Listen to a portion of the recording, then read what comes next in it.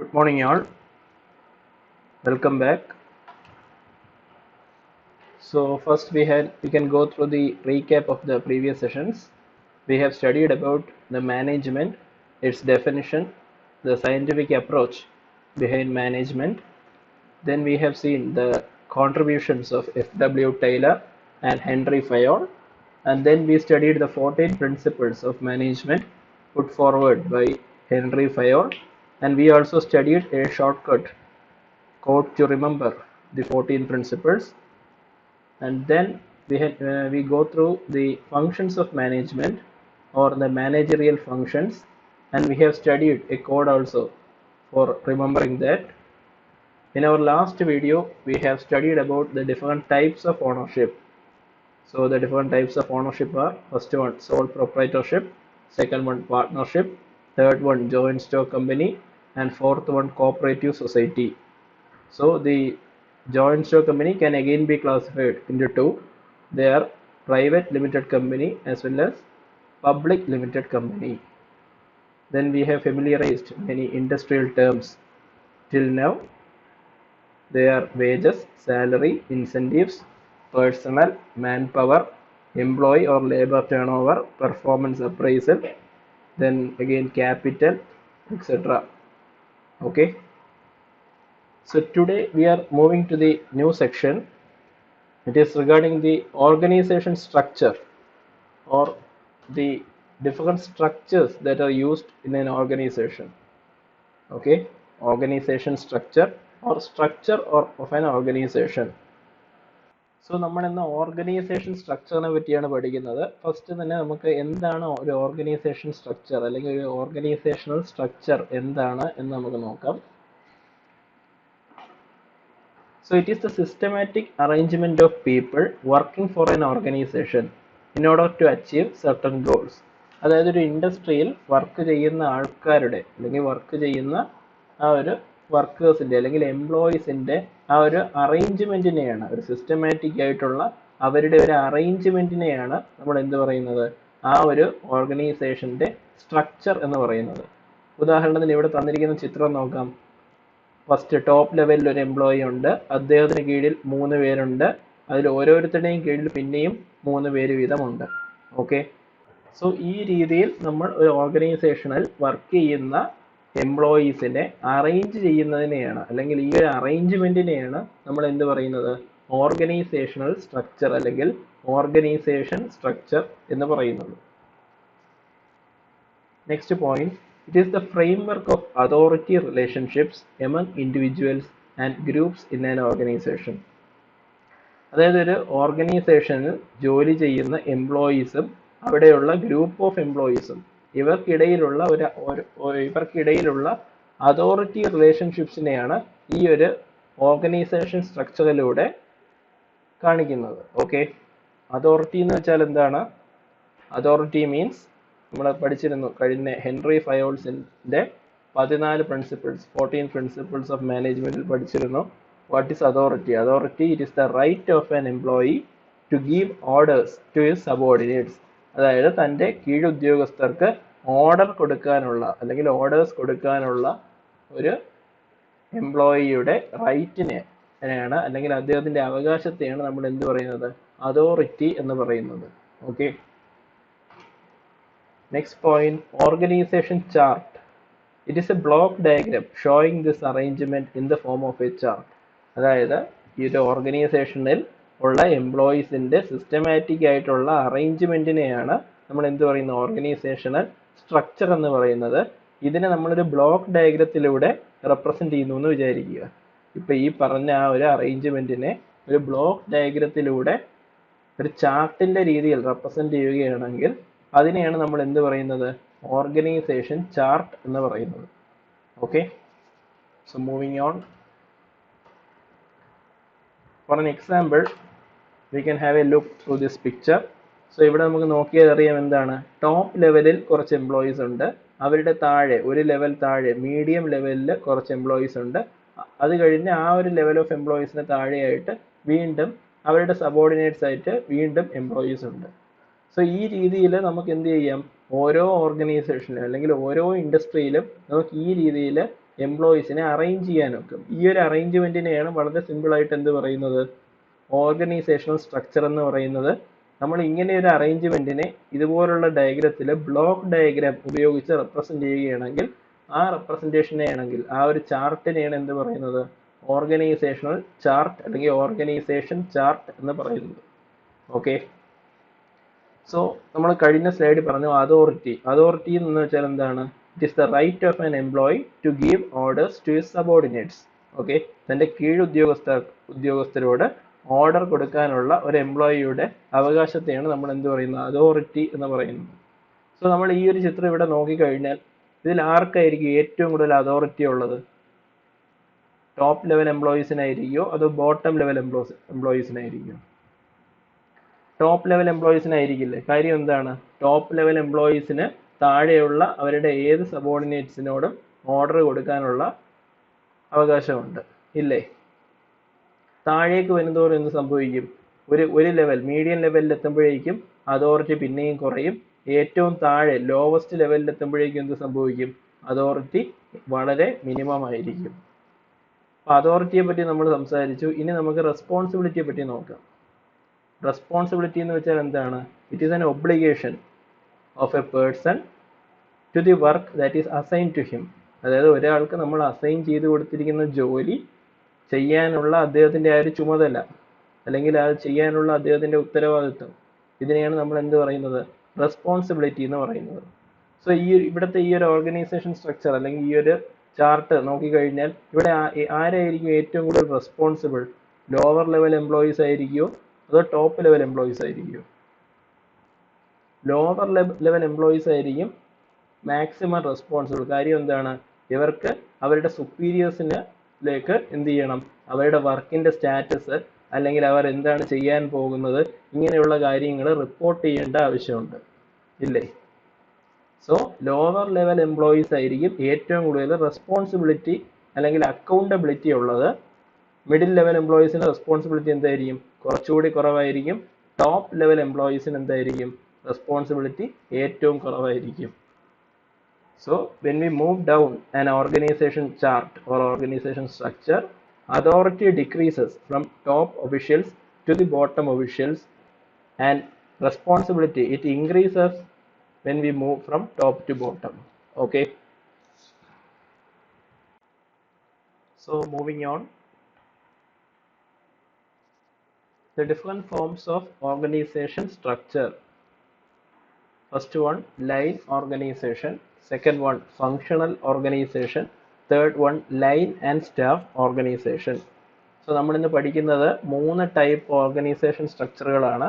അതായത് ഈ 3 രീതിയിലായിരിക്കും ഏതൊരു ഇൻഡസ്ട്രിയിൽ ചെന്നാലും എന്താണ് അവിടെയുള്ള എംപ്ലോയീസിനെ അറേഞ്ച് ചെയ്തിരിക്കുന്നത്. Okay, first one line organisation, second one functional organisation, and third one line and staff organisation. So നമുക്കിത് ഓരോന്നും ഡീറ്റെയിൽഡ് ആയിട്ട് എങ്ങനെയാണെന്ന് നോക്കാം. So moving on to line organization. So it is the oldest and simplest form of organization. Next one, it is known as military, vertical, scalar or hierarchical organization. So ഈ line ഓർഗനൈസേഷനെ military organisation എന്നും അറിയപ്പെടുന്നുണ്ട്. പഴയകാല military ഓർഗനൈസേഷൻസുമായിട്ട് ഇതിൻ്റെ ആ ഒരു അറേഞ്ച്മെന്റിന് similarity ഉണ്ട്.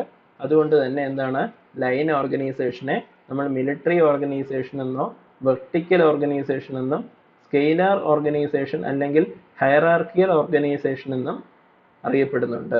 Okay, next one, authority flows from top to bottom vertically in a straight line.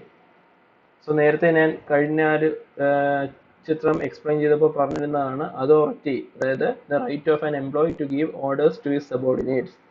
So authority എങ്ങനെയായിരിക്കും, ടോപ്പ് ടു ബോട്ടം നമ്മൾ മൂവ് ചെയ്യുമ്പോൾ എങ്ങനെയായിരിക്കും, അതോറിറ്റി കുറയുകയാണ് ചെയ്യുന്നത്. So authority flows from top to bottom vertically in a straight line manner. ഒരു straight line മാനറിലായിരിക്കും ഈ authority കുറയുന്നത്. ഓക്കെ, സോ അതുകൊണ്ടാണ് നമ്മൾ എന്ത് പറയുന്നത്, ഈ ഒരു ഓർഗനൈസേഷന് ലൈൻ ഓർഗനൈസേഷൻ എന്ന് പറയുന്നത്. The authority decreases from top level two bottom level vertically in a straight line manner. So that's why this organization is named as line organization. Next point, unity of command is there. നമ്മൾ Henry ഫയോളിന്റെ 14 principles പഠിച്ചപ്പോൾ പഠിച്ചിരുന്നു unity of command. Unity of command എന്ന് വെച്ചാൽ ഈ ഒരു ഓർഗനൈസേഷനിലെ ഒരു എംപ്ലോയിക്ക് ഒരു ബോസ് മാത്രമേ കാണൂ, അല്ലെങ്കിൽ ഒരു സുപ്പീരിയർ മാത്രമേ കാണൂ. So he has to take orders from only one boss or one superior only. അതായത് രണ്ട് ബോസുകളുടെ ഓർഡേഴ്സ് ഒരിക്കലും ഒരു എംപ്ലോയിക്ക് സ്വീകരിക്കാൻ പറ്റില്ല. പൊതുവെ അങ്ങനെ സ്വീകരിക്കാറില്ല. എന്നാൽ റെയർ കേസുകളിൽ, അല്ലെങ്കിൽ നമ്മൾ ചില ഓർഗനൈസേഷൻസ് പഠിക്കുമ്പോൾ അതിലിങ്ങനെ ഒരു കേസ് ഇവിടെ വരുന്നുണ്ട്. അതായത് ഒരേ സമയം ഒരു എംപ്ലോയിക്ക് രണ്ട് സുപ്പീരിയേഴ്സ് ഉണ്ടാവുന്ന അവസ്ഥയും ചില ഓർഗനൈസേഷനുകളിൽ വരുന്നുണ്ട്. അതെന്താണെന്ന് ഇനി വരുന്ന സ്ലൈഡുകളിൽ പറയാം. Okay, so in line organisation unity of command is a must. Okay, next one, responsibility and accountability flows in opposite direction. So authority എങ്ങനെയായിരുന്നു ചേഞ്ച് ചെയ്തത്? ടോപ്പിൽ നിന്ന് ബോട്ടത്തിലേക്ക് വരുമ്പോൾ, അതായത് ടോപ്പ് ലെവൽ ടു ബോട്ടം ലെവലിലേക്ക് വരുമ്പോൾ the authority decreases. Okay, responsibility എങ്ങനെയാണ്? Responsibility and accountability, it flows in opposite direction. So it suggests that the responsibility and accountability is higher in the bottom level and it decreases while we moving up to top level. Okay, next one, employees at same level have same type of work, authority and responsibility. അതായത് നമ്മളിപ്പോൾ നേരത്തെ കണ്ട ചിത്രത്തിൽ ഒരേ ലെവലിൽ work ചെയ്യുന്ന employees, ഉദാഹരണത്തിന് നമ്മൾ മീഡിയം ലെവൽ പറഞ്ഞപ്പോൾ ആ മീഡിയം ലെവലിൽ തന്നെ വർക്ക് ചെയ്യുന്ന ഒരുപാട് എംപ്ലോയീസ് ഒരു ഇൻഡസ്ട്രി കാണും. ഒരേ ലെവലിൽ വർക്ക് ചെയ്യുന്ന എംപ്ലോയീസിനെല്ലാം ഒരേ ടൈപ്പ് ജോലിയായിരിക്കും. അവർക്കെല്ലാം എന്താണ്, സിമിലർ അതോറിറ്റിയും അതുപോലെ എന്താണ്, സിമിലർ റെസ്പോൺസിബിലിറ്റിയും ആയിരിക്കും. Okay, so moving on. So next we are going to have a look through the organization chart of this line organization. നമ്മളിപ്പോൾ ഇവിടെ ടോട്ടൽ 3 ടൈപ്പ് ഓർഗനൈസേഷൻ ആണ് പഠിക്കുന്നത്. ഏതൊക്കെയാണ്? ലൈൻ ഓർഗനൈസേഷൻ പഠിക്കും, ഫങ്ഷണൽ ഓർഗനൈസേഷൻ പഠിക്കും, അതുപോലെ ലൈൻ ആൻഡ് സ്റ്റാഫ് ഓർഗനൈസേഷനും പഠിക്കും. സോ ഈ 3 ഓർഗനൈസേഷനിലും വളരെ ഇമ്പോർട്ടൻ്റ് ആയിട്ടുള്ള കാര്യമാണ് അതിൻ്റെ ഓർഗനൈസേഷൻ ചാർട്ട്. ഓർഗനൈസേഷൻ ചാർട്ട് എന്ന് വെച്ചാൽ എന്താണ്? It's A block diagram. Okay, block diagram showing the arrangement of the employees represented in the form of a chart. Okay, അതായത് ആ ഒരു ഓർഗനൈസേഷനകത്തുള്ള എംപ്ലോയീസിൻ്റെ അറേഞ്ച്മെൻറ്റിനെ ഒരു ചാർട്ടിൻ്റെ രീതിയിൽ നമ്മൾ റെപ്രസെൻ്റ് ചെയ്യുകയാണെങ്കിൽ അതിനെയാണ് നമ്മൾ എന്ത് പറയുന്നത്? ഓർഗനൈസേഷൻ ചാർട്ട് എന്ന് പറയുന്നത്. സോ ഈ 3 കേസിലും, okay, line organisation, functional organisation, line and staff organisation, ഈ 3 കേസിലും ക്വസ്റ്റ്യൻ നിങ്ങൾ ചോദിച്ചു കഴിഞ്ഞാൽ ഈ ഓർഗനൈസേഷൻ ചാർട്ട് മസ്റ്റായിട്ടും വരച്ചിരിക്കുന്നു. ഓക്കെ, ഇത് സിമ്പിൾ സാധനമാണ്. ജസ്റ്റ് നിങ്ങൾ ഒരു തവണ, ഒരു 2-3 തവണ ഒന്ന് നോക്കിക്കഴിഞ്ഞാൽ നിങ്ങൾക്ക് ഈസി ആയിട്ട് ഇത് വരയ്ക്കാവുന്നതേ ഉള്ളൂ. Okay, so going to the line organisation chart. So this is an example of a organization chart of a line organization. So in top level we can see general manager there. So ഏറ്റവും ടോപ്പിൽ എന്താണ്? General manager ഉണ്ട്. അദ്ദേഹത്തിന് കീഴിൽ ആരൊക്കെയുണ്ട്? Marketing manager ഉണ്ട്, production manager ഉണ്ട്, finance manager ഉണ്ട്. ഇതെല്ലാം എന്താണ്? പല പല സെക്ഷൻസ് ആണ്, പല പല ഡിപ്പാർട്ട്മെൻറ്റുകളാണ്. മാർക്കറ്റിംഗ് ഡിപ്പാർട്ട്മെൻ്റ് ഉണ്ട്, പ്രൊഡക്ഷൻ ഡിപ്പാർട്ട്മെൻ്റ് ഉണ്ട്, ഫിനാൻസ് ഡിപ്പാർട്ട്മെൻ്റ് ഉണ്ട്. ഇത് കൂടാതെ ഇനി ഏതൊക്കെ ഡിപ്പാർട്ട്മെൻറ്റ് വരാം? സെയിൽസ് ഡിപ്പാർട്ട്മെൻറ്റ് വേണമെങ്കിൽ വരാം, അല്ലെങ്കിൽ എന്ത് വരാം? പേഴ്സണൽ ഡിപ്പാർട്ട്മെൻറ്റ്, അല്ലെങ്കിൽ HR, ഹ്യൂമൻ റിസോഴ്സ് ഡിപ്പാർട്ട്മെൻറ്റ്, അത് വരും. അങ്ങനെയും ഒരു ഡിപ്പാർട്ട്മെന്റ് വേണമെങ്കിൽ വരാം. അങ്ങനെ വരുവാണെങ്കിൽ ഏതൊക്കെ മാനേജേഴ്സ് ഇവിടെ വരും? സെയിൽസ് മാനേജർ വരാം, HR മാനേജർ വരാം. സോ ഈ ഒരു കേസിൽ നമ്മൾ 3 മാനേജർമാരെ കേസേ പറയുന്നുള്ളൂ. Okay, general manager at the top, അദ്ദേഹത്തിന് താഴെ എന്താണ്? മാർക്കറ്റിംഗ് മാനേജർ ഉണ്ട്, പ്രൊഡക്ഷൻ മാനേജർ ഉണ്ട്, ഫിനാൻസ് മാനേജർ ഉണ്ട്. ഈ പ്രൊഡക്ഷൻ ഡിപ്പാർട്ട്മെന്റിന്റെ കേസ് മാത്രം നമ്മളൊന്ന് താഴേക്ക് എക്സ്പാൻഡ് ചെയ്ത് കാണിക്കുകയാണ്. അത് ഇതേപോലെ തന്നെ ഡിവിഷൻസ് എവിടെയും ഉണ്ട്. മാർക്കറ്റിംഗ് മാനേജറിൽ കാണാം, ഫിനാൻസ് മാനേജറിൽ താഴെ എന്താണ്? ഫിനാൻസ് ഡിപ്പാർട്ട്മെന്റിൽ അതേപോലുള്ള ഡിവിഷൻസ് കാണാം. ഓക്കെ, നമ്മളിപ്പോൾ പ്രൊഡക്ഷൻ ഡിപ്പാർട്ട്മെന്റിന്റെ കേസ് മാത്രം ഈ ഒരു ഫിഗറിൽ താഴേക്ക് പറയുകയാണ്. സോ പ്രൊഡക്ഷൻ മാനേജറുടെ താഴെ ആരുണ്ട്? ഫോർമാൻ ഉണ്ട്. ഫോർമാന് താഴെ ആരുണ്ട്? വർക്ക് മെൻ ഉണ്ട്. ഫോർമെൻ ആണ് കേട്ടോ. അതായത് പ്രൊഡക്ഷൻ മാനേജറുടെ കീഴിൽ ഒരുപാട് ഫോർമാൻമാരുണ്ട്. സോ അതിനെ നമ്മൾ കളക്റ്റീവായിട്ട് ഫോർമെൻ എന്ന് പറഞ്ഞൊരു ബ്ലോക്ക് ആയിട്ട് റെപ്രസെന്റ് ചെയ്തിരിക്കുകയാണ്. ഓരോ ഫോർമാൻ്റെയും കീഴിൽ ഒരുപാട് വർക്കേഴ്സ് കാണും. സോ അതിന് നമ്മൾ കളക്റ്റീവായിട്ട് എന്ത് എഴുതിയിരിക്കുന്നു? വർക്ക്മെൻ എന്ന് എഴുതിയിട്ടുണ്ട്. സോ ഈ ലൈൻ ഓർഗനൈസേഷനിൽ എങ്ങനെയാണ്? Authority it decreases when we move from top to bottom. Okay, so ഈ ഒരു കേസിൽ ഏറ്റവും കൂടുതൽ അതോറിറ്റി ഉള്ളതായിരിക്കും? The person having the highest authority. General manager ആയിരിക്കും the person having the highest authority and workmen are the people having the least അല്ലെങ്കിൽ lowest authority. Okay, responsibility എങ്ങനെയായിരിക്കും? Workmen will have the maximum or highest responsibility, and while we going up, what happens? Responsibility and accountability decreases. So general manager is the person who is having the least responsibility and accountability. Okay, so ഈ ഒരു ചിത്രം ശ്രദ്ധിച്ചാൽ അറിയാം, ഏതൊരാളെ നമ്മൾ എടുത്താലും, ഏതൊരു employee അല്ലെങ്കിൽ ഈ ഒരു ചാർട്ടിൽ വരുന്ന ഏതൊരു എംപ്ലോയി, സോ ഇത് ശ്രദ്ധിച്ചാൽ അറിയാം, ഇതിൽ ഏതൊരു എംപ്ലോയിയെ നമ്മൾ എടുത്താലും അദ്ദേഹത്തിന് എന്താണ്? ഒരു ബോസ് മാത്രമേ ഉള്ളൂ, അല്ലേ? ഇപ്പൊ മാർക്കറ്റിംഗ് മാനേജറുടെ കേസ് എടുക്കാം, അദ്ദേഹത്തിന്റെ ബോസ് ആരാണ്? ജനറൽ മാനേജർ മാത്രമേ ഉള്ളൂ. ജനറൽ മാനേജർ ആയിരിക്കും മാർക്കറ്റിംഗ് മാനേജർക്ക് എന്ത് കൊടുക്കുന്നത്? ഓർഡേഴ്സ് എല്ലാം കൊടുക്കുന്നത്. ഓക്കെ, ഫോർമെൻ എടുത്തു കഴിഞ്ഞാലോ, ഫോർമെന്നിന് വേണ്ട ഓർഡേഴ്സ് കൊടുക്കുന്ന ആരാണ്? പ്രൊഡക്ഷൻ മാനേജർ ആണ്. ഓക്കെ, സോ ഇവിടെ എന്താണ്? യൂണിറ്റി ഓഫ് കമാൻഡ് ഉണ്ട്. അത് നമ്മൾ നേരത്തെ ഇതിൻ്റെ ഒരു ഫീച്ചറായിട്ട് പറഞ്ഞിട്ടുണ്ട്. ഈ ഒരു ചിത്രത്തിൽ നിന്ന് നമുക്കത് മനസ്സിലാക്കാൻ സാധിക്കും. സോ ഇതിലുള്ള ഓരോ ഉദ്യോഗസ്ഥർക്കും എന്താണ്? ഓരോ ഉദ്യോഗസ്ഥർ അല്ലെങ്കിൽ ഓരോ എംപ്ലോയീസിനും അറ്റ് എ ടൈം ഒരു ബോസ് മാത്രമേ കാണൂ, ഒന്നിലധികം ബോസുമാർ അല്ലെങ്കിൽ സുപ്പീരിയേഴ്സ് കാണില്ല. സോ ഇത്രയും കാര്യങ്ങളാണ് നമുക്ക് ഈ ഒരു ലൈൻ ഓർഗനൈസേഷൻ ചാർട്ട് നോക്കിക്കഴിഞ്ഞാൽ മനസ്സിലാവുന്നത്. ഓക്കെ, സോ ഇവിടെ നിങ്ങൾക്ക് 3 ഡിപ്പാർട്ട്മെന്റിന്റെ case, marketing department, production department, finance department, ഈ 3 കേസേ പറഞ്ഞിട്ടുള്ളൂ. നിങ്ങൾക്ക് വേണമെങ്കിൽ എന്ത് എഴുതാം? സെയിൽസ് മാനേജർ ആഡ് ചെയ്യാം, അതുപോലെ എന്ത് ആഡ് ചെയ്യാം? പേഴ്സണൽ അല്ലെങ്കിൽ HR മാനേജർ ആഡ് ചെയ്യാം, വേണമെങ്കിൽ നിങ്ങൾക്ക് ആഡ് ചെയ്യാം. Okay, so moving on. So in this slide we are discussing about the advantages as well as disadvantages or limitations of this line organization. Okay, so going through the advantages, the first point, it is simple to form and understand. So ഇത്തരം organisation രൂപീകരിക്കാൻ വളരെ എളുപ്പമാണ്. അതുപോലെ തന്നെ എന്താണ്? ഇതിനകത്ത് വരുന്ന authority relationship അല്ലെങ്കിൽ റെസ്പോൺസിബിലിറ്റി റിലേഷൻഷിപ്പ് മനസ്സിലാക്കാനും വളരെ എളുപ്പമാണ്.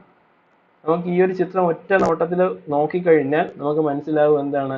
ആർക്കാണ് ഇതിൽ ഏറ്റവും കൂടുതൽ അതോറിറ്റി ഉള്ളത്, ആർക്കാണ് ഇതിൽ ഏറ്റവും കൂടുതൽ റെസ്പോൺസിബിലിറ്റി ഉള്ളത്, ആർക്കാണ്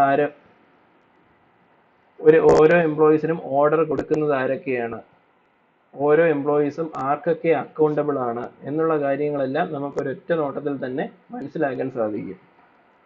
next one, clearly defined authorities and responsibilities lead to disciplined work. So ഇവിടെ എന്താണ്? അതോറിറ്റീസും റെസ്പോൺസിബിലിറ്റീസും വളരെ ക്ലിയർ ആയിട്ട് ഡിഫൈൻ ചെയ്തിട്ടുണ്ട്. അതുകൊണ്ട് തന്നെ വളരെ ചിട്ടയായ രീതിയിൽ നമുക്ക് എന്താണ്? അവിടെയുള്ള വർക്കേഴ്സിന് ജോലി ചെയ്യാൻ സാധിക്കും. Okay, next one, quick communication is possible. ഇവിടെ എങ്ങനെയാണ്? ഓരോ എംപ്ലോയീസിനും ഒരു സുപ്പീരിയർ ആയിരിക്കും ഉണ്ടായിരിക്കുന്നത്, അല്ലേ? അതുകൊണ്ട് തന്നെ എന്താണ്? കമ്മ്യൂണിക്കേഷൻ വളരെ എളുപ്പത്തിൽ നടത്താൻ സാധിക്കും. ഓക്കെ, യാതൊരു തരത്തിലുള്ള എന്താണ്? ഡിലേയോ യാതൊരു തരത്തിലുള്ള കാലതാമസവും ഈ ഒരു കമ്മ്യൂണിക്കേഷനിൽ വരുന്നില്ല. Okay, next one, quick and prompt decisions can be made. Decision making നമ്മൾ ഈ ഒരു ടൈപ്പ് ഓഫ് ഓർഗനൈസേഷനിൽ എന്താണ്? ലീനിയർ രീതിയിൽ അല്ലെങ്കിൽ ഒരു ലീനിയർ രീതിയിലാണ് നമ്മൾ എന്ത് ചെയ്തിരിക്കുന്നത്? എംപ്ലോയീസിനെ അറേഞ്ച് ചെയ്തിരിക്കുന്നത്. അതുകൊണ്ട് തന്നെ എന്താണ്?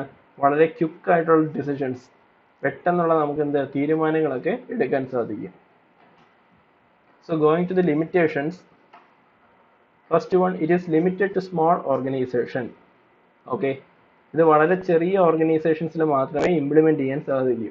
അത് അല്ലെങ്കിൽ എങ്ങനെ പറയാം? സോൾ പ്രൊപ്പറേറ്റർഷിപ്പ് എന്ന രീതിയിലുള്ള ഓണർഷിപ്പ് ഉള്ള സ്ഥാപനങ്ങളിലൊക്കെ മാത്രമേ ഈ ലൈൻ ഓർഗനൈസേഷൻ നമുക്ക് ഇംപ്ലിമെന്റ് ചെയ്യാൻ സാധിക്കൂ. Okay, next one, line managers are not specialist. So ഇപ്പോൾ നമ്മൾ കഴിഞ്ഞ ഒരു ഓർഗനൈസേഷൻ ചാർട്ട് കണ്ടു. അതിൽ പല ടൈപ്പ് മാനേജേഴ്സിനെ പറ്റി പറഞ്ഞു. ഓരോ സെക്ഷൻ്റെയും ടോപ്പിൽ ഒരു മാനേജർ കാണും. ഏതൊക്കെയാണ്? Sales manager, HR manager, production manager, marketing manager, finance manager. So ഈ മാനേജേഴ്സിനെ എല്ലാം, ഒരു ലൈൻ ഓർഗനൈസേഷനിലുള്ള മാനേജേഴ്സിനെയൊക്കെ നമ്മൾ ലൈൻ മാനേജേഴ്സ് എന്നാണ് പറയുന്നത്. ഈ ലൈൻ മാനേജേഴ്സ് ഒന്നും എന്തല്ല, സ്പെഷ്യലിസ്റ്റുകളല്ല. ഇവർ തൽക്കാലത്തേക്ക് എന്താണ്, ആ ഒരു സെക്ഷന്റെ ഹെഡായിട്ട് ഇരിക്കുന്നതേ ഉള്ളൂ. അവർക്ക് ആ ഒരു സെക്ഷനെ പറ്റി കൂടുതൽ അവരെന്താണ് കാര്യങ്ങളൊന്നും സ്പെഷ്യലൈസ് ചെയ്തിട്ടില്ല. ഒരു HR മാനേജർ എന്നൊരു പോസ്റ്റിൽ ഒരാൾ ഇരിക്കുന്നുണ്ട്. പക്ഷെ അദ്ദേഹം എന്താണ്, കൂടുതൽ ഈ ഹ്യൂമൻ റിസോഴ്സ് മാനേജ്മെന്റിനെ പറ്റിയോ അല്ലെങ്കിൽ പേഴ്സണൽ മാനേജ്മെന്റിനെ പറ്റിയോ കൂടുതൽ അദ്ദേഹം അതിനെപ്പറ്റി എന്താണ് ഒരു കാര്യവും സ്പെഷ്യലൈസ് ചെയ്തിട്ടില്ല. Okay, so going on, encourages dictatorial way of working. So ഇവിടെ എങ്ങനെയാണ്, ഒരു എംപ്ലോയിക്ക്, ഏറ്റവും ടോപ്പ് ലെവലിലുള്ള എംപ്ലോയിക്ക് എന്താണ്, അതോറിറ്റി കൂടുതലാണ്. താഴേക്ക് വരുന്തോറും എന്താണ്, അതോറിറ്റി കുറയും. സോ ഈ ഒരു രീതി എന്ന് പറയുന്നത് എന്താണ്, ഒരു ഡെമോക്രാറ്റിക് വേ ഓഫ് വർക്കിംഗ് അല്ല. സോ എല്ലാവർക്കും ഈക്വൽ എന്താണ് രീതിയിലുള്ള അതോറിറ്റി ഒന്നും അല്ല. സോ എന്താണ്, ഇതൊരു ഡിക്റ്ററ്റോറിയൽ വേ ഓഫ് വർക്കിംഗ് ആണ്. Okay, next one, top men overloaded with too many duties. അതായത് ടോപ്പ് ഒഫീഷ്യൽസ്, ഉദാഹരണത്തിന് നമ്മൾ നേരത്തെ പറഞ്ഞ ആ ഒരു ചിത്രം നോക്കിക്കഴിഞ്ഞാൽ ജനറൽ മാനേജറുടെ കേസ് എടുക്കാം. ജനറൽ മാനേജർ എന്ന് പറയുമ്പോൾ ഈ ഓരോ സെക്ഷനിലെയും മാനേജേഴ്സിന്റെ ജസ്റ്റ് സുപ്പീരിയർ ആയിട്ടുള്ള വ്യക്തിയാണ്. ഇദ്ദേഹത്തിന് എന്താണ്, താഴേക്കുള്ള എല്ലാ ഓഫീഷ്യൽസിന്റെയും എന്താണ് കാര്യങ്ങൾ നോക്കേണ്ടതുണ്ട്. താഴേക്കുള്ള എല്ലാ ഒഫീഷ്യൽസിന്റെയും കാര്യങ്ങൾ ഫുള്ള് ഇദ്ദേഹത്തിന്റെ കൺട്രോളിലായിരിക്കും വരുന്നത്. സോ മുകളിലേക്ക്, ഈ ടോപ്പ് ലെവലിലേക്ക് പോകും തോറും എന്താണ്, ഡ്യൂട്ടീസ് കൂടിക്കൊണ്ടിരിക്കും. സോ ടോപ്പ് ലെവൽ എംപ്ലോയീസിന് എപ്പോഴും എന്താണ്, ഒരുപാട് ഡ്യൂട്ടീസ് കാണും. Okay, so next point, no new innovations as every department engage in their own work. ഇവിടെ നമ്മൾ പല പല ഡിപ്പാർട്ട്മെന്റ് ആക്കിയിട്ടുണ്ടെന്ന് പറഞ്ഞു. ഏതൊക്കെയാണ്, മാർക്കറ്റിംഗ് ഡിപ്പാർട്ട്മെന്റ് ഉണ്ട്, ഫിനാൻസ് ഡിപ്പാർട്ട്മെന്റ് ഉണ്ട്, personnel department, production department, sales department. So ഈ ഓരോ ഡിപ്പാർട്ട്മെന്റിലും ഉള്ള ആൾക്കാർ എന്താണ്, ആ ഒരു ഡിപ്പാർട്ട്മെന്റിലെ ജോലി മാത്രമേ ചെയ്യുന്നുള്ളൂ. ഓക്കെ, അവർക്ക് മറ്റൊരു ഡിപ്പാർട്ട്മെന്റിന്റെ എന്ത് ജോലിയെ പറ്റിയോ അവിടെ എന്താണ് ചെയ്യേണ്ടതെന്നോ അവിടെ എന്താണ് ചെയ്യേണ്ടതെന്നുള്ള കാര്യമൊന്നും അവർക്ക് ചിലപ്പോൾ വലിയ പിടി ഉണ്ടാവാൻ സാധ്യതയില്ല. സോ അങ്ങനെ വരുമ്പോൾ എന്താണ്, പുതിയതായിട്ടൊരു ഇന്നോവേറ്റീവ് ആയിട്ട് നമുക്ക് ഇവിടെ ഒന്നും തന്നെ കൊണ്ടുവരാൻ സാധിക്കില്ല. ഓൾറെഡി വർക്ക് ചെയ്യുന്ന അതേ രീതിയിൽ തന്നെ വീണ്ടും കണ്ടിന്യൂ ചെയ്ത് മുന്നോട്ട് പോകാനേ സാധിക്കും. Okay, so next we will discuss about some examples of this line organisation. അതായത് ലൈൻ ഓർഗനൈസേഷൻ നമ്മൾ എവിടെയൊക്കെയാണ് ഉപയോഗിക്കുന്നത്, എവിടെയൊക്കെ നമുക്ക്, ഏതൊക്കെ ഇൻഡസ്ട്രിയിൽ നമുക്ക് ലൈൻ ഓർഗനൈസേഷൻ കാണാൻ സാധിക്കും എന്നുള്ള കാര്യമാണ് നമ്മൾ ഇനി ഡിസ്കസ് ചെയ്യാൻ പോകുന്നത്. So first one, textile industry. Next one, paper industry. And next one, sugar industry. So ഈ മൂന്ന് ഇൻഡസ്ട്രികൾ, ഇതെല്ലാം എന്താണ്, സ്മോൾ സ്കെയിൽ ഇൻഡസ്ട്രീസ് ആണ്.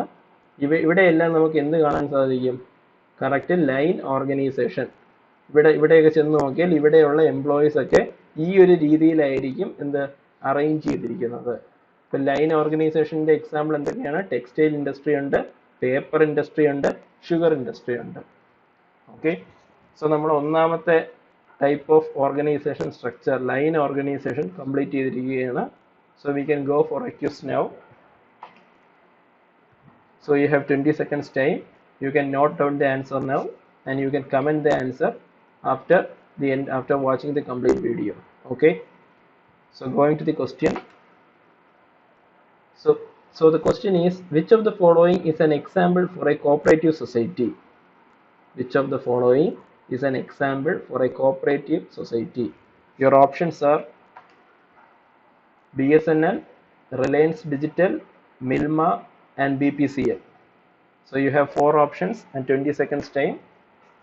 You can find the correct answer and note it down. Okay, your time starts now.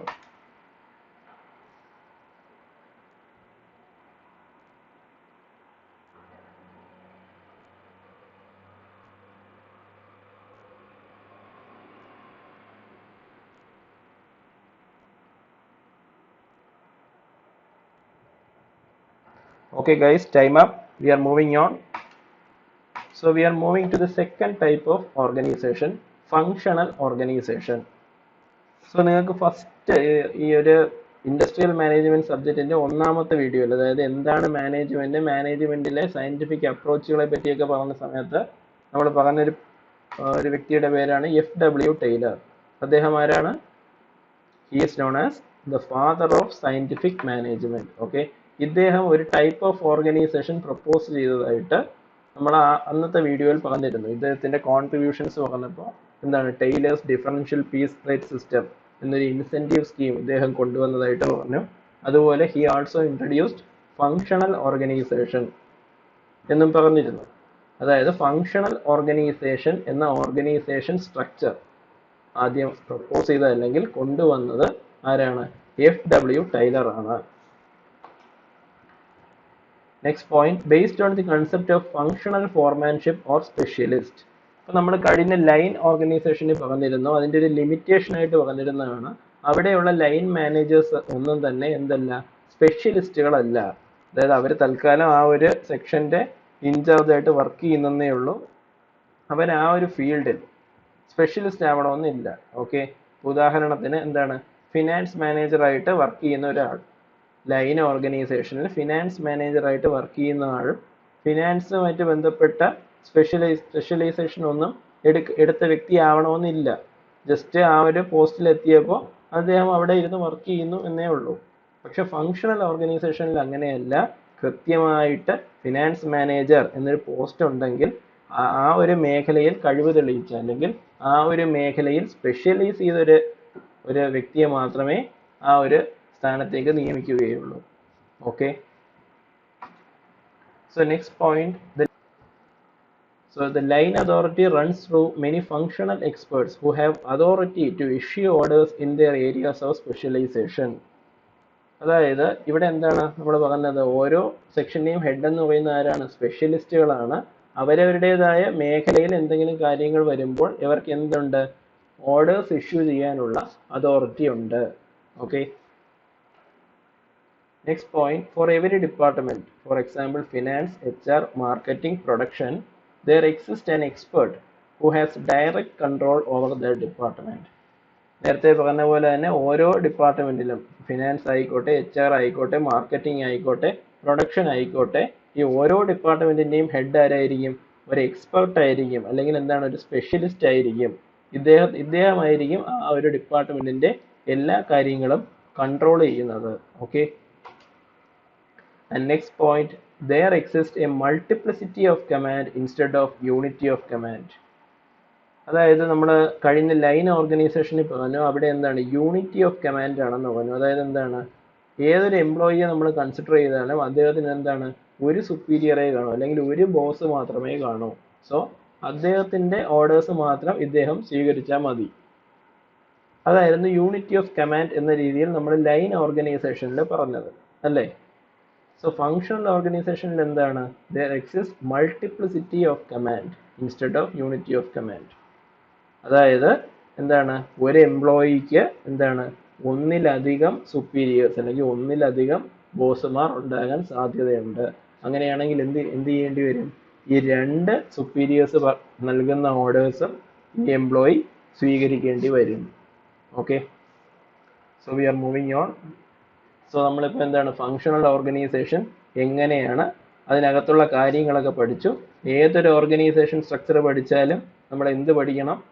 അതിൻ്റെ organisation chart പഠിക്കണം. So we are going to the organisation chart of this functional organisation.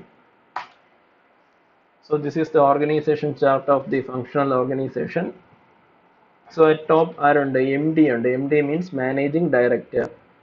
Managing ഡയറക്ടറുടെ കീഴിൽ ആരൊക്കെയുണ്ട്? പല പല ഡിപ്പാർട്ട്മെന്റുകളുടെ ഹെഡായിട്ട് നമ്മൾ ആരെ അപ്പോയിന്റ് ചെയ്തിട്ടുണ്ട്? ഓരോ സ്പെഷ്യലിസ്റ്റ് ഓഫീസേഴ്സിനെ അപ്പോയിന്റ് ചെയ്തിട്ടുണ്ട്. ഇവരെ നമ്മൾ ഈ ഒരു എക്സാമ്പിളിൽ അല്ലെങ്കിൽ ഈ ഒരു ഓർഗനൈസേഷണൽ ചാർട്ടിൽ നമ്മൾ എന്താ പറയുന്നത്? ഡയറക്ടേഴ്സ് എന്നാണ് പറയുന്നത്. സോ പേഴ്സണൽ ഡിപ്പാർട്ട്മെന്റിന് ഒരു ഡയറക്ടറുണ്ട്, ക്വാളിറ്റി കൺട്രോൾ ഡിപ്പാർട്ട്മെന്റിന് ഒരു ഡയറക്ടറുണ്ട്, പ്രൊഡക്ഷൻ ഡിപ്പാർട്ട്മെന്റിന് ഒരു ഡയറക്ടറുണ്ട്, റിസർച്ച് ആൻഡ് ഡെവലപ്മെന്റ് R&D സെക്ഷനിന് ഒരു ഡയറക്ടറുണ്ട്, അതുപോലെ ഫിനാൻസ് ഡിപ്പാർട്ട്മെന്റിനും ഒരു ഡയറക്ടറുണ്ട്.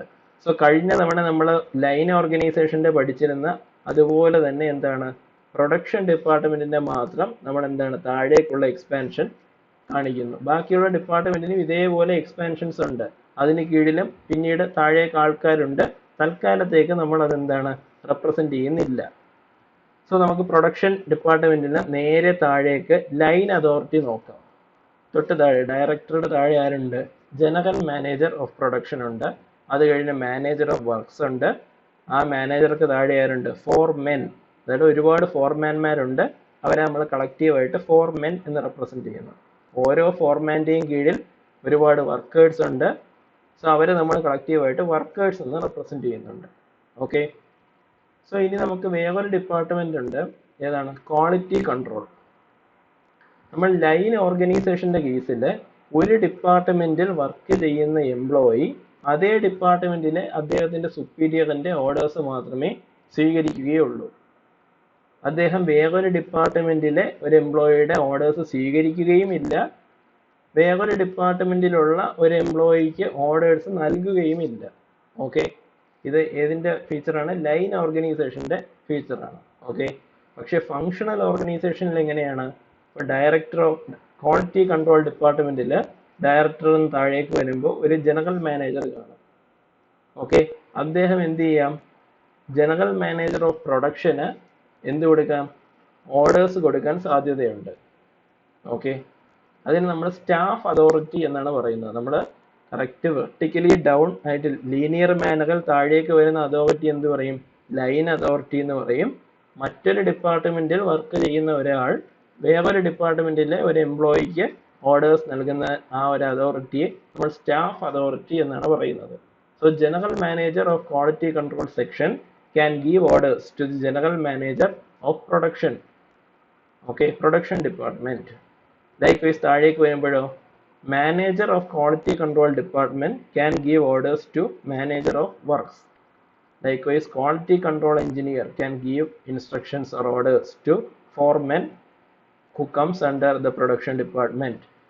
Inspectors of the quality control department can give orders to the workers coming under production department. So നമുക്കിതിൽ ഏതെങ്കിലും ഒരു എംപ്ലോയിയുടെ കേസ് എടുക്കാം. ഉദാഹരണത്തിന് വർക്കേഴ്സിന്റെ കേസ് എടുക്കാം. വർക്കേഴ്സിന് ആരൊക്കെ ഓർഡർ കൊടുക്കുന്നുണ്ട്? ഇവിടെ ക്വാളിറ്റി കൺട്രോൾ സെക്ഷനിലെ ഇൻസ്പെക്ടേഴ്സ് കൊടുക്കുന്നുണ്ട്. അതുപോലെ പ്രൊഡക്ഷൻ കൺട്രോൾ സെക്ഷനിലെ ഫോർമാൻ. ഇവർ രണ്ടുപേരും വർക്കേഴ്സിന് ഓർഡർ കൊടുക്കുന്നുണ്ട്. അപ്പോൾ ഇവിടെ എന്തുണ്ട്? മൾട്ടിപ്ലിസിറ്റി ഓഫ് കമാൻഡ് അല്ലേ? ഒരു എംപ്ലോയിക്ക് ഒരൊറ്റ ബോസ് മാത്രം അല്ലല്ലോ. ഈ വർക്കേഴ്സിനെ കൺസിഡർ ചെയ്യുകയാണെങ്കിൽ എന്താണ്? ഇൻസ്പെക്ടേഴ്സ് അവരുടെ സുപ്പീരിയർ ആണ്, ഫോർമെന്നും അവരുടെ സുപ്പീരിയേഴ്സ് ആണ്. സോ രണ്ട് സുപ്പീരിയറുടെ ഓർഡേഴ്സ് ഇവിടെ ഒരു സെക്ഷൻ ഓഫ് എംപ്ലോയീസ് സ്വീകരിക്കുന്നുണ്ട്. അടുത്ത ഫോർമെനിലേക്ക് പോകുമ്പോഴോ ഫോർമെൻ ആരുടെയൊക്കെ ഓർഡർ സ്വീകരിക്കുന്നുണ്ട്? ക്വാളിറ്റി കൺട്രോൾ എഞ്ചിനീയറിന്റെ ഓർഡർ സ്വീകരിക്കുന്നുണ്ട്. അതുപോലെ മാനേജർ ഓഫ് വർക്ക്സിന്റെ ഓർഡറും സ്വീകരിക്കുന്നുണ്ട്. നെക്സ്റ്റ് മാനേജർ ഓഫ് വർക്ക്സിലേക്ക് പോകുമ്പോഴോ അദ്ദേഹം ആരുടെയൊക്കെ സ്വീകരിക്കുന്നുണ്ട്? ക്വാളിറ്റി കൺട്രോൾ മാനേജറുടെ ഓർഡേഴ്സ് സ്വീകരിക്കുന്നുണ്ട്. അതുപോലെ GM പ്രൊഡക്ഷന്റെ ഓർഡർ ഉണ്ട് സ്വീകരിക്കുന്നുണ്ട്. ലാസ്റ്റ് GM പ്രൊഡക്ഷൻ ആരുടെയൊക്കെ ഓർഡർ ഉണ്ട്? GM ക്വാളിറ്റി കൺട്രോളിൻ്റെതും ഉണ്ട്, അതുപോലെ ഡയറക്ടർ ഓഫ് പ്രൊഡക്ഷനും ഉണ്ട്. ഓക്കെ. സോ ഇവിടെ എന്തൊക്കെ അതോറിറ്റീസ് വരുന്നുണ്ട്? വെർട്ടിക്കലി ഡൗൺ ആയിട്ട് ലൈൻ അതോറിറ്റി വരുന്നുണ്ട്. അതുപോലെ എന്താണ്? വേറൊരു സെക്ഷനിൽ നിന്നും ഈ ഒരു സെക്ഷനിലേക്ക് ഓർഡേഴ്സ് കൊടുക്കുന്നത് സ്റ്റാഫ് അതോറിറ്റി എന്നാണ് റെപ്രസെന്റ് ചെയ്യുന്നത്. സോ നമ്മളിവിടെ സ്റ്റാഫ് അതോറിറ്റി റെപ്രസെന്റ് ചെയ്തിരിക്കുന്നത് ഡോട്ടഡ് ലൈൻസ് ഉപയോഗിച്ചാണ്. ലൈൻ അതോറിറ്റി റെപ്രസെന്റ് ചെയ്തിരിക്കുന്നത് സോളിഡ് ലൈൻസ് വെച്ചാണ്. ഓക്കെ. സോ നിങ്ങൾക്ക് ഇതിൽ ഡൗട്ട് ഇല്ല എന്ന് വിശ്വസിക്കുന്നു. So we can move on. So now we can discuss about the advantages and disadvantages of functional organization. So first we will discuss about the advantages of functional organization. The first point is it make use of specialists. ഇവിടെ ഓരോ സെക്ഷന്റെയും head ആരാണ്? അതാത് മേഖലയിൽ കഴിവ് തെളിയിച്ച ആൾക്കാരാണ്. So ഇവിടെ എന്താണ്? സ്പെഷ്യലിസ്റ്റുകളുടെ സേവനം നമ്മൾ ഉപയോഗിക്കുന്നു. Next one, increase the quality of work. സ്വാഭാവികമായിട്ടും എന്താണ്? സ്പെഷ്യലിസ്റ്റുകളാണ് ഹെഡായിട്ട് ഇരിക്കുന്നതെങ്കിൽ അവിടെയുള്ള വർക്കിന്റെ ക്വാളിറ്റിയും അതിനനുസരിച്ച് കൂടില്ലേ? Okay. Next one, reduces the number of accidents, wastage of materials and machine errors. അതായത് ഇപ്പോൾ സ്പെഷ്യലിസ്റ്റുകളാണ് ടോപ്പ്, അതായത് ഓരോ ഡിപ്പാർട്ട്മെന്റിന്റെ ഹെഡായിട്ട് ഇരിക്കുന്നതെങ്കിൽ എന്താണ്? അവിടെ നടക്കുന്ന ആക്സിഡൻറ്റ്സ് കുറവായിരിക്കും, അവിടെ ഉള്ള മെറ്റീരിയൽസിന്റെ വേസ്റ്റേജ് കുറയും, അതുപോലെ എന്താണ്? മെഷീൻ എറേഴ്സ് അല്ലെങ്കിൽ മെഷീൻ വർക്ക് ചെയ്യുന്ന സമയം വളരെ പ്രൊഡക്റ്റീവായിട്ട് നമുക്ക് ഉപയോഗിക്കാൻ സാധിക്കും. Next point, provide relief to the top employees. ഇപ്പോൾ കഴിഞ്ഞ നമ്മൾ നേരത്തെ കൺസിഡർ ചെയ്തതിൽ മാനേജിംഗ് ഡയറക്ടർ അദ്ദേഹമായിരുന്നു ആ ഒരു ടോപ്പ് എംപ്ലോയി. അദ്ദേഹത്തിന് താഴെ പല പല ഡിപ്പാർട്ട്മെന്റിലെ ഡയറക്ടേഴ്സ് ഉണ്ടായിരുന്നു. അപ്പോൾ നമ്മൾ ലാസ്റ്റ് കണ്ട ഓർഗനൈസേഷൻ ചാർട്ടിലെ കാര്യമാണ് ഈ പറയുന്നത്. ഏറ്റവും ടോപ്പ് എംപ്ലോയി ആരായിരുന്നു? ഏറ്റവും മുകളിൽ മാനേജിംഗ് ഡയറക്ടർ ആയിരുന്നു. അദ്ദേഹത്തിന് താഴെ പല പല സെക്ഷനിൽ ഹെഡായിട്ട് ഡയറക്ടേഴ്സ് ഉണ്ടായിരുന്നു. ഈ ഡയറക്ടേഴ്സ് എല്ലാം സ്പെഷ്യലിസ്റ്റുകളാണെങ്കിൽ ഏറ്റവും ടോപ്പിലിരിക്കുന്ന മാനേജിംഗ് ഡയറക്ടർക്ക് അതൊരു ആശ്വാസമല്ലേ? കാരണം ഒരുവിധം വർക്കെല്ലാം അവർ വളരെ നല്ല രീതിയിൽ കോർഡിനേറ്റ് ചെയ്യില്ലേ ബാക്കി എല്ലാ ഡിപ്പാർട്ട്മെന്റും. So it provides relief to the top employees. Next one, it increase the overall efficiency. എന്താണ്? സ്പെഷ്യലിസ്റ്റുകളാണ് ഓരോ സെക്ഷൻ്റെയും ഹെഡായിട്ടിരിക്കുന്നതെങ്കിൽ എഫിഷ്യൻസി സ്വാഭാവികമായിട്ടും കൂടും. So coming to the disadvantages, it is difficult to maintain discipline due to the multiplicity of command. ഇവിടെ എന്താണ്, ഒരു വർക്കർക്ക് അല്ലെങ്കിൽ ഒരു സെക്ഷൻ വർക്കേഴ്സിന് എന്താണ് രണ്ട് സുപ്പീരിയേഴ്സ് വരുന്നുണ്ട്. അതിനെയാണ് നമ്മൾ മൾട്ടിപ്ലിസിറ്റി ഓഫ് കമാൻഡ് എന്ന് പറയുന്നത്. ഈ മൾട്ടിപ്ലിസിറ്റി ഓഫ് കമാൻഡ് വന്നു കഴിഞ്ഞാൽ it is very difficult to maintain discipline. Okay, fixing of responsibility is difficult. ഇവിടെ എന്താണ്, മൾട്ടിപ്ലിസിറ്റി ഓഫ് കമാൻഡ് ആണ്. സോ അതുകൊണ്ട് തന്നെ എന്താണ്, ഒരു എംപ്ലോയീസിന് രണ്ട് ബോസുമാർ അല്ലെങ്കിൽ രണ്ട് സുപ്പീരിയേഴ്സ് വരുന്നുണ്ട്. ആ ഒരു അവസ്ഥയിൽ ഒരാളുടെ ചുമതല എന്താണ് എന്ന് അല്ലെങ്കിൽ ഒരാളുടെ ഉത്തരവാദിത്തം എന്താണ് എന്ന് കണ്ടുപിടിക്കുന്നത് ബുദ്ധിമുട്ടാണ്. Next one, may lead to conflicts among specialist of equal rank. അതായത് പല പല ഡിപ്പാർട്ട്മെന്റിന്റെ ഹെഡായിട്ടിരിക്കുന്ന സ്പെഷ്യലിസ്റ്റുകൾ എന്താണ്, ഒരേ റാങ്കിലുള്ള ആൾക്കാരാണ്. നേരത്തെ ഞാൻ പറഞ്ഞു ഒരേ ലെവലിലുള്ള എംപ്ലോയീസിനെല്ലാം ഒരേ ടൈപ്പ് വർക്കുമായിരിക്കും. അവർക്കെല്ലാം എന്താണ്, ഒരേ അതോറിറ്റിയും അതുപോലെ ഒരേ റെസ്പോൺസിബിലിറ്റിയും ആയിരിക്കും. സോ ഇതുപോലുള്ള ആൾക്കാർ തമ്മിൽ എന്താണ്, കോൺഫ്ലിക്ട്സ് അല്ലെങ്കിൽ എന്തെങ്കിലും പ്രശ്നങ്ങൾ വരാൻ സാധ്യതയുണ്ട്. Next one, it is expensive due to the അപ്പോയിൻമെന്റ് ഓഫ് എക്സ്പേർട്സ്. നമ്മളിവിടെ ഓരോ സെക്ഷനെയും ഹെഡായിട്ട് അപ്പോയിന്റ് ചെയ്തിരിക്കുന്നത് എക്സ്പേർട്സ് അല്ലെങ്കിൽ സ്പെഷ്യലിസ്റ്റുകളെയാണ്. സോ എന്താണ്, സ്വാഭാവികമായിട്ടും അവർക്ക് നല്ല സാലറി കൊടുത്താൽ മാത്രമേ അവർ ഈ ഒരു ജോബിൽ വരികയുള്ളൂ. സോ ഇങ്ങനെയുള്ള ആൾക്കാരെ അപ്പോയിന്റ് ചെയ്യണമെങ്കിൽ അതെന്ന് പറയുന്നത് വളരെ എക്സ്പെൻസീവ് ആയിരിക്കും. So we are going to the next type of organization, line and staff organization. So നമ്മൾ ഫസ്റ്റ് പഠിച്ച ഓർഗനൈസേഷൻ എന്തായിരുന്നു? Line organisation. അവിടെ എന്തായിരുന്നു, ഈ എംപ്ലോയീസിനെ നമ്മളൊരു ലീനിയർ മാനറിൽ അല്ലെങ്കിൽ ഒരു സ്ട്രെയിറ്റ് ലൈൻ മാനറിലായിരുന്നു അറേഞ്ച് ചെയ്തിരുന്നത്. ഓക്കെ, സ്റ്റാഫ് ഓർഗനൈസേഷൻ, സ്റ്റാഫ് അല്ല, സെക്കൻഡ് വൺ ഫങ്ഷണൽ ഓർഗനൈസേഷനിൽ എന്തായിരുന്നു, ഓരോ സെക്ഷൻ്റെയും ഹെഡായിട്ട് ആരുണ്ടായിരുന്നു? സ്പെഷ്യലിസ്റ്റുകൾ ഉണ്ടായിരുന്നു. ഓക്കെ, അല്ലെങ്കിൽ സ്പെഷ്യലിസ്റ്റ് പീപ്പിൾ ഓരോ സെക്ഷൻ്റെയും ഹെഡായിട്ടുണ്ടായിരുന്നു. പക്ഷെ അവിടെ എന്ത് പ്രശ്നം ഉണ്ടായിരുന്നത്? മൾട്ടിപ്ലിസിറ്റി ഓഫ് കമാൻഡ് എന്നൊരു ഇഷ്യൂ വന്നിരുന്നു. എവിടെ? ഫങ്ഷണൽ ഓർഗനൈസേഷനിൽ. സോ നമ്മൾ ഈ ലൈൻ ആൻഡ് സ്റ്റാഫ് ഓർഗനൈസേഷൻ എന്ന് പറയുന്നത് നമ്മളിപ്പോൾ പഠിച്ച ലൈൻ ഓർഗനൈസേഷൻ്റെയും അതുപോലെ ഫങ്ഷണൽ ഓർഗനൈസേഷൻ്റെയും അഡ്വാൻറ്റേജസ് എല്ലാം കൂടെ ചേർത്തുകൊണ്ട് നിർമ്മിച്ച ഒരു പുതിയ ടൈപ്പ് ഓർഗനൈസേഷനെയാണ് ലൈൻ ആൻഡ് സ്റ്റാഫ് ഓർഗനൈസേഷൻ എന്ന് പറയുന്നത്. അതായത് ഈ രണ്ട് ഓർഗനൈസേഷൻ്റെയും, അതായത് ലൈൻ ഓർഗനൈസേഷൻ്റെയും ഫങ്ഷണൽ ഓർഗനൈസേഷൻ്റെയും അഡ്വാൻറ്റേജസുകൾ കമ്പൈൻ ചെയ്തുകൊണ്ട് നമ്മൾ നിർമ്മിച്ച ഒരു പുതിയ ഓർഗനൈസേഷൻ സ്ട്രക്ചറിനെയാണ് ലൈൻ ആൻഡ് സ്റ്റാഫ് ഓർഗനൈസേഷൻ എന്ന് പറയുന്നത്. Okay, so going to the first point, modification of basic line structure. Basic ആയിട്ടുള്ള ലൈൻ സ്ട്രക്ചർ എവിടെയുണ്ട്? ലൈൻ ഓർഗനൈസേഷനിലുണ്ട്. അതിനെ നമ്മൾ എന്ത് ചെയ്തു? കുറച്ചൊന്ന് മോഡിഫൈ ചെയ്തു ഇതിനകത്ത്. എങ്ങനെയെന്നുള്ളത് നമുക്ക് നോക്കാം. So it combines staff, specialists or experts with the line managers. So line managers എവിടെയാണുള്ളത്? ലൈൻ ഓർഗനൈസേഷനിലാണ് ഉള്ളത്. സ്റ്റാഫ്, സ്പെഷ്യലിസ്റ്റ് ഓർ എക്സ്പേർട്സ് എവിടെയാണുള്ളത്? ഫങ്ഷണൽ ഓർഗനൈസേഷനിലാണ് ഉള്ളത്. സോ നമ്മൾ ഈ ലൈൻ ആൻഡ് സ്റ്റാഫ് ഓർഗനൈസേഷനിൽ എന്താണ് ചെയ്തത്? Combines staff, specialist or experts with line managers. നമ്മൾ ഇവർ രണ്ടുപേരെയും കൂടെ ഈ ഒരു ഓർഗനൈസേഷനിൽ കമ്പൈൻ ചെയ്യുകയാണ് ചെയ്യുന്നത്. എങ്ങനെ കമ്പൈൻ ചെയ്യുന്നു എന്നുള്ളത് നമുക്ക് നോക്കാം. Okay, so vertical flow of authority and responsibility remains same as in line structure. So line organizationil അതോറിറ്റിയും റെസ്പോൺസിബിലിറ്റിയും എങ്ങനെയായിരുന്നു? അല്ലെങ്കിൽ അതോറിറ്റിയും റെസ്പോൺസിബിലിറ്റിയും നമ്മൾ സ്ട്രെയിറ്റ് ലൈനിൽ താഴേക്ക് വരുമ്പോൾ എങ്ങനെയാണോ മാറുന്നത് അതേ രീതിയിൽ തന്നെയാണ് ഇവിടെ ലൈൻ ആൻഡ് സ്റ്റാഫ് ഓർഗനൈസേഷനിലും ഇതിന്റെ ഫ്ലോ സംഭവിക്കുന്നത്. അതായത് അതോറിറ്റി എന്ന് പറയുന്നത് as we move down from top to bottom authority decreases. Okay, responsibility എങ്ങനെയാണ്? As we move from bottom to up responsibility decreases. The responsibility will be high at the bottom level and the responsibility will be low at the top level. Okay. So next point, staff specialists are associated to line managers. നേരത്തെ പറഞ്ഞ തന്നെയാണ്, we are combining staff specialists and the line managers. Next point, they provide technical advice or service to the line managers. So ഇവിടെയും നമുക്ക് line managers ഉണ്ട്, അതായത് straight line മാനറിൽ arrange ചെയ്തിരിക്കുന്ന managers ഉണ്ട്. ഇവർക്ക് നമ്മൾ എന്താണ് ടെക്നിക്കൽ അഡ്വൈസ് അല്ലെങ്കിൽ ഇവർക്ക് എന്തെങ്കിലും ഉപദേശം കൊടുക്കാനായിട്ട് നമ്മൾ എന്ത് ചെയ്യും? കുറച്ച് സ്റ്റാഫ് സ്പെഷ്യലിസ്റ്റുകളെ കൂടി അപ്പോയിന്റ് ചെയ്തിട്ടുണ്ട്.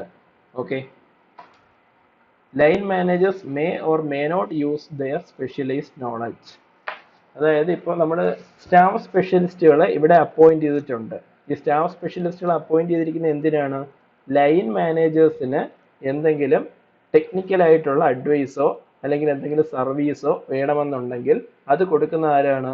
സ്റ്റാഫ് സ്പെഷ്യലിസ്റ്റുകളാണ്. ലൈൻ മാനേജേഴ്സ് എന്ത് ചെയ്യും? Line managers they may or may not use their specialised knowledge.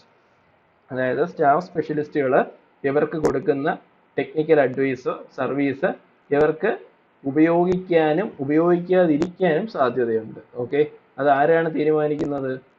Line managers ആണ് തീരുമാനിക്കുന്നത്.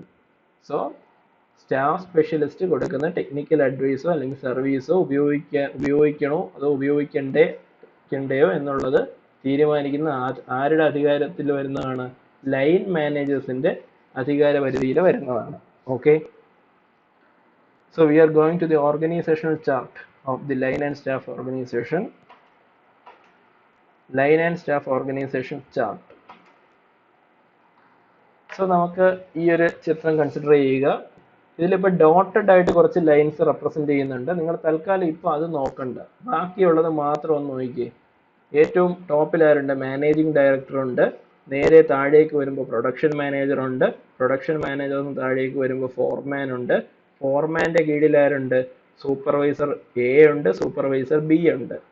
ഈ രണ്ട് സൂപ്പർവൈസർമാരുടെയും കീഴിൽ ആരുണ്ട്? വർക്കേഴ്സ് ഉണ്ട്. ഓക്കെ, നിങ്ങൾ ഈ ഡോട്ടഡ് ഡോട്ടഡ് ലൈനായിട്ട് റെപ്രസെന്റ് ചെയ്തിരിക്കുന്നത് ഇപ്പൊ നോക്കണ്ട, ബാക്കിയുള്ള ഭാഗം മാത്രം താഴേക്കൊന്ന് നോക്കുക. സോ ഇത് എന്താണ്? കറക്റ്റ് ലൈൻ ഓർഗനൈസേഷൻ തന്നെയല്ലേ?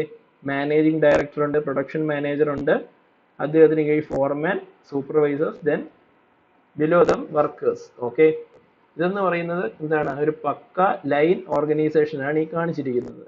ഇനി ഇവിടെ എവിടെയാണ് സ്പെഷ്യലിസ്റ്റ് അല്ലെങ്കിൽ സ്റ്റാഫ് സ്പെഷ്യലിസ്റ്റുകൾ എവിടെയാണ് വരുന്നത് എന്നുള്ളതാണ് നമ്മൾ നോക്കുന്നത്.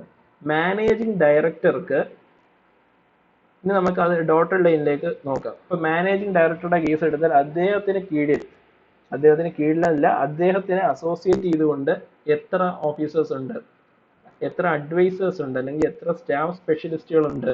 ഫിനാൻഷ്യൽ അഡ്വൈസർ ഉണ്ട്, ടെക്നിക്കൽ അഡ്വൈസർ ഉണ്ട്, എക്കണോമിക് അഡ്വൈസർ ഉണ്ട്, അസിസ്റ്റന്റ് ഉണ്ട്. അതായത് മാനേജിംഗ് ഡയറക്ടർ MD-യുടെ ഒരു അസിസ്റ്റന്റും ഉണ്ട്.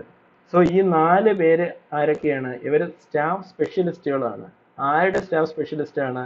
മാനേജിംഗ് ഡയറക്ടറുടെ സ്റ്റാഫ് സ്പെഷ്യലിസ്റ്റുകളാണ്. ഇനി താഴേക്ക് വരുമ്പോൾ പ്രൊഡക്ഷൻ മാനേജറിലേക്ക് പോകാം. അദ്ദേഹത്തിന് എത്ര സ്റ്റാഫ് സ്പെഷ്യലിസ്റ്റുകളുണ്ട്? അദ്ദേഹത്തിനും 4 സ്റ്റാഫ് സ്പെഷ്യലിസ്റ്റുകളുണ്ട്. R&D സ്റ്റാഫ് ഉണ്ട്, റിസർച്ച് ആൻഡ് ഡെവലപ്മെന്റ് സ്റ്റാഫ് ഉണ്ട്, സിസ്റ്റം എഞ്ചിനീയർ ഉണ്ട്, ടെക്നിക്കൽ എക്സ്പെർട്ട് ഉണ്ട്, ഇൻഡസ്ട്രിയൽ എഞ്ചിനീയർ ഉണ്ട്.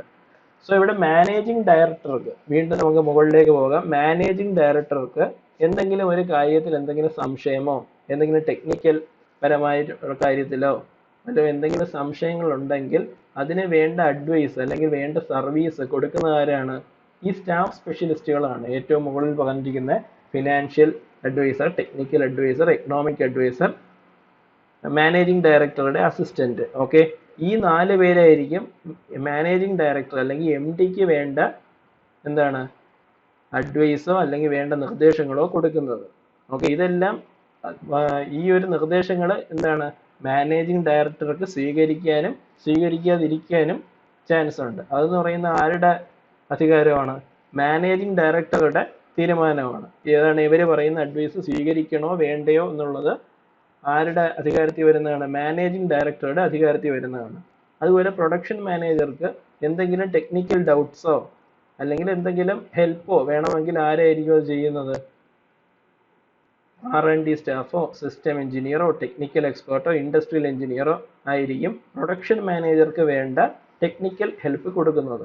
ഓക്കെ, സോ ഈ ടെക്നിക്കൽ ഹെൽപ്പ് ഉപയോഗിക്കണോ വേണ്ടയോ എന്നുള്ളത് ആരുടെ തീരുമാനമാണ്? പ്രൊഡക്ഷൻ മാനേജറുടെ തീരുമാനമാണ്. ഓക്കെ, സോ ഈ ഒരു രീതിയിലാണ് ലൈൻ ആൻഡ് സ്റ്റാഫ് ഓർഗനൈസേഷനിൽ എന്താണ് എംപ്ലോയീസിനെ വിന്യസിച്ചിരിക്കുന്നത്. ഓക്കെ, ഇനി വേറൊരു ക്വസ്റ്റ്യൻ കൂടെ ചോദിക്കാം. ഇപ്പോൾ ഉദാഹരണത്തിന് ഫിനാൻഷ്യൽ അഡ്വൈസർ, ഇതിൽ ഫിനാൻഷ്യൽ അഡ്വൈസർ എന്നൊരു പോസ്റ്റില്ലേ, എന്നൊരാളില്ലേ അവിടെ ഒരു എംപ്ലോയി, അദ്ദേഹത്തിന് ഇതിലുള്ള ആർക്കെങ്കിലും എന്തെങ്കിലും ഓർഡർ കൊടുക്കാൻ ഒക്കുമോ?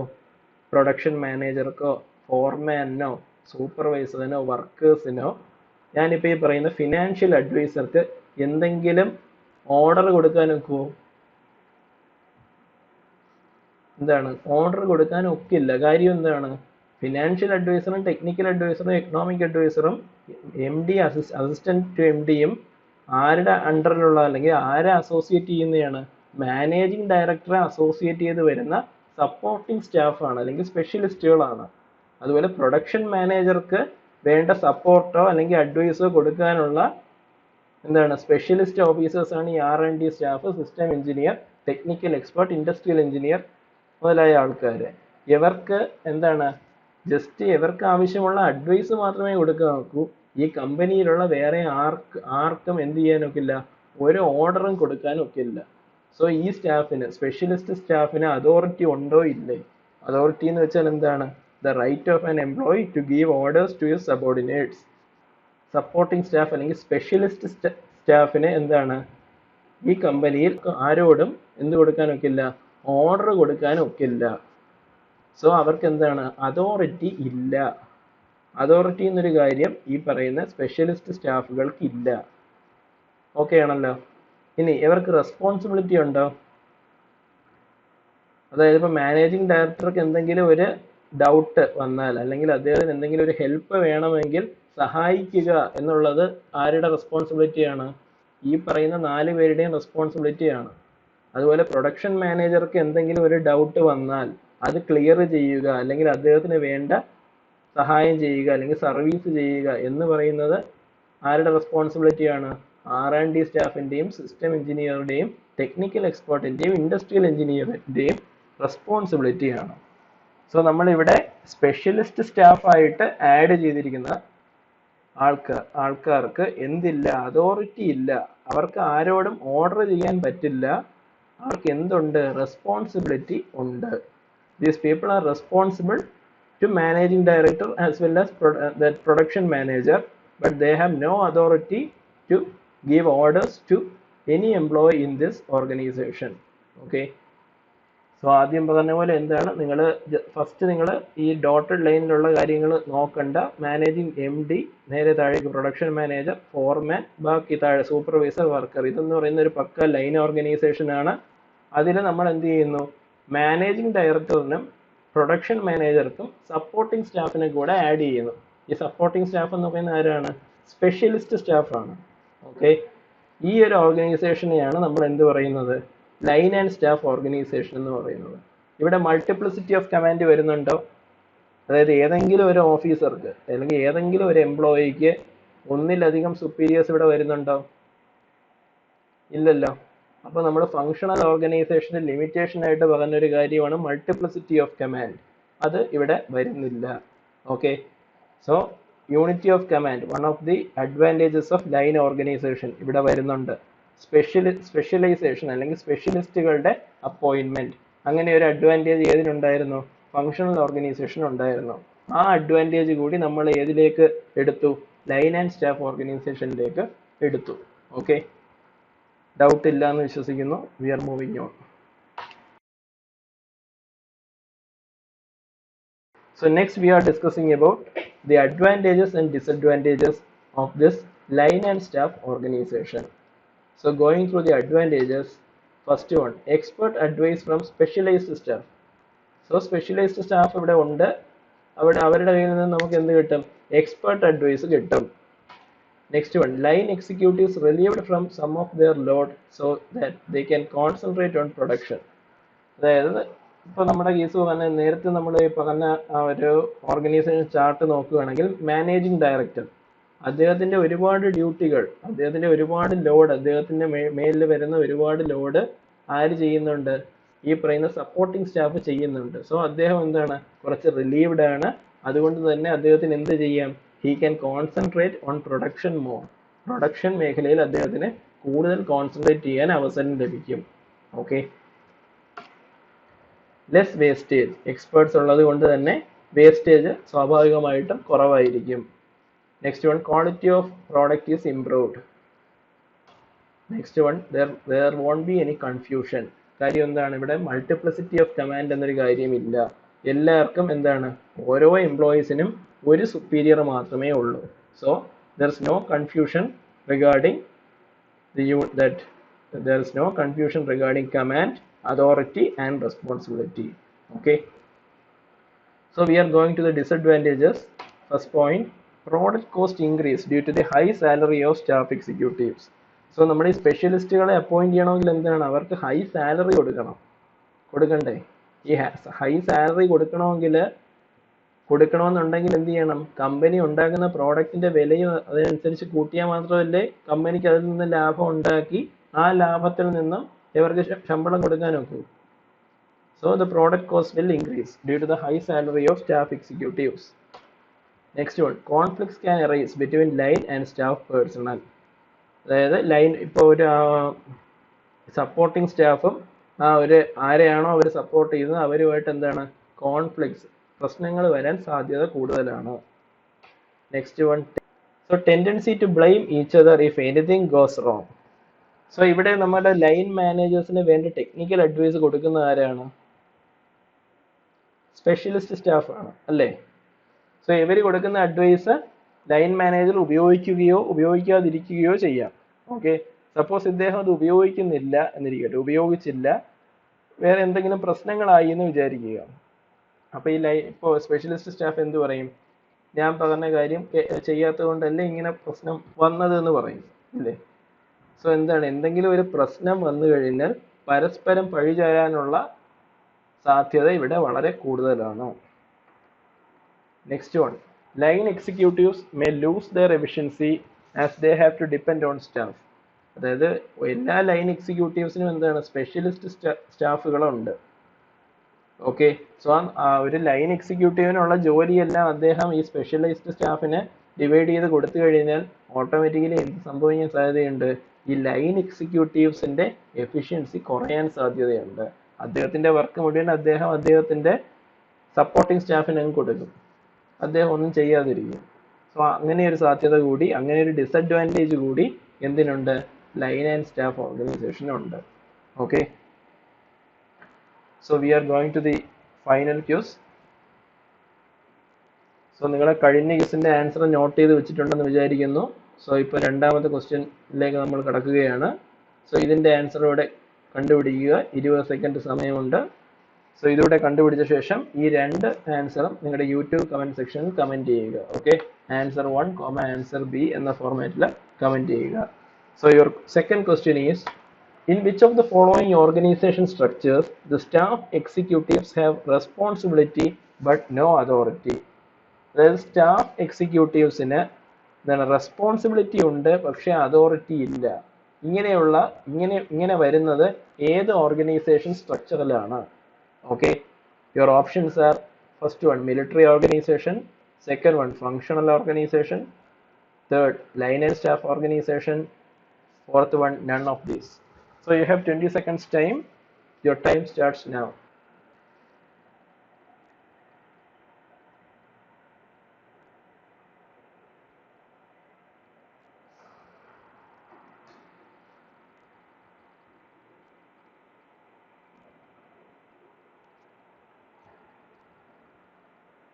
Okay, time up guys. So we are winding up today's session. So we will discuss more about the remaining topic in the coming session. Okay, thank you all. Stay safe.